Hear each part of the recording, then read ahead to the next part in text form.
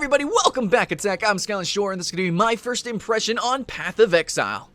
So when you first get into the game, you see that you have a couple of character choices to choose from. This game does use a character system, so you're not going to have much customization whatsoever at the very beginning of the game. You have your character, you have his story, you're going to follow through with that story, and you can't really change too much about it. I think that's really the only downfall to the game. After that, though, when you actually get into the game and you play through it, it seems like there's going to be a huge or tremendous amount of customization. And in fact, on their Facebook page, they even have weekly builds and stuff like that. Like, they show off all these different kind of skill combinations that you can have, armor combinations, and then see where you can take the different characters and see how you can modify them to really stretch your imagination. You could do that because of this game's mechanics. This is an RPG, it's very loot driven, but what's so interesting is that you can entirely change the way your class plays because of the loot that you pick up. It's not just stat increases. Sometimes you get totally different abilities, sometimes different passives, sometimes you have totally different spells which you can utilize in your gameplay from there, and I'll explain how that works.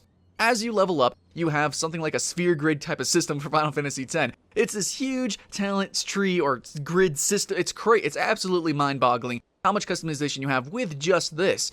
You'll travel through this grid as you level up your character. Now, you want to do this probably in conjunction with your items. As you level up, you are going to be choosing either like plus evasion or health or strength. You want to have some sort of build in mind, but for the most part, it's kind of like the journey is what matters. So just your first playthrough, it seems like, and that's what's happening with me. I'm just kind of clicking on things that seem right. I'm not really planning too far ahead. I'm just kind of letting my character evolve himself, and that's a lot of fun. And what's also very fun about this game is that you are finding all these very different kinds of armors and items that have very different abilities. Yeah, there's lots of different claw weapons, is which I'm running through right now, but some claw weapons will do +5 or +4 healing on a hit, and then some have % healing or lifesteal. So you have to choose between those. Are you doing enough damage for one single target to get enough % damage, or do you want to do lots of multiple attacks on lots of multiple enemies, which is what I ended up going for, so I went plus health on hit.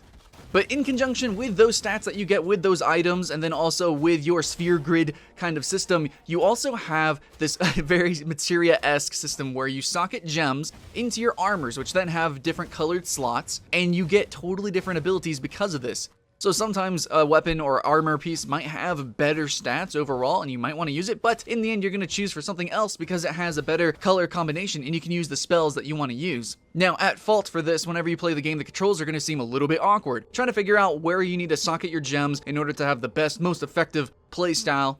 If you socket it on your weapons, then whenever you swap your weapons, you won't be able to use that ability anymore, so you want your weapon abilities to be on your weapons and your utility abilities to be on, well, your armors. There's a lot of awkwardness with the actual customization of your controls, of your actual abilities. Picking out which abilities to use, period, could actually be kind of, I don't know, a conundrum. But then figuring out where you want to use them on your controls, what weapons you want to slot them to, and then trying to get the armors and weapons with the actual gem slots and colors to align and everything. In the end, it's very custom heavy, it's very loot driven, and it all works together. And yes, at first it's awkward, but it's actually a lot of fun.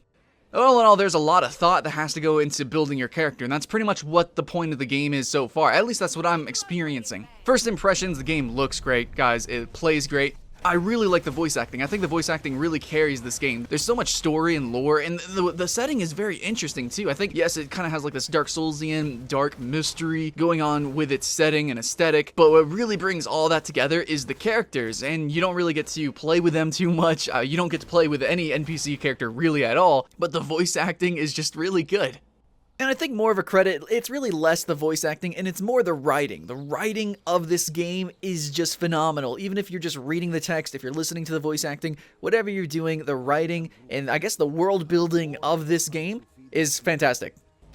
So overall, I am having fun. I think it seems like it's going to be a great experience, so I am going to continue. I am going to beat the game. I'm going to see where this leads me if I want to play it again. And then, of course, absolutely, we are going to do a video on the expanded content, the Awakening content. But before I finish this first impression, I do have to say that the Awakening is actually changing the entire game. It is going to be revamping and retooling the game. Now, whenever I played it before Path of Exile, it seemed like there wasn't as many different kinds of items that I was getting early, and it seems like I'm getting a lot more different kind of rarities as well. Instantly, as soon as I'm on Path of Exile, the Awakening, it seems like I'm getting yellows. I even got an orange, like level 2 or something. It was extremely rare. I don't even know how I got it, but I'm getting a lot more rarity. It seems like I'm getting a lot more variety. And it also seems to be the case with a lot of mob.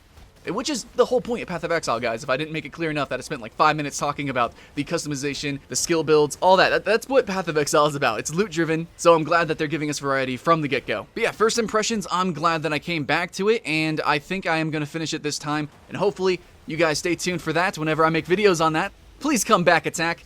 And thanks for watching, and we'll see you again next time. So thanks for watching. Be sure to leave this video a like, subscribe. You can find us on Twitter.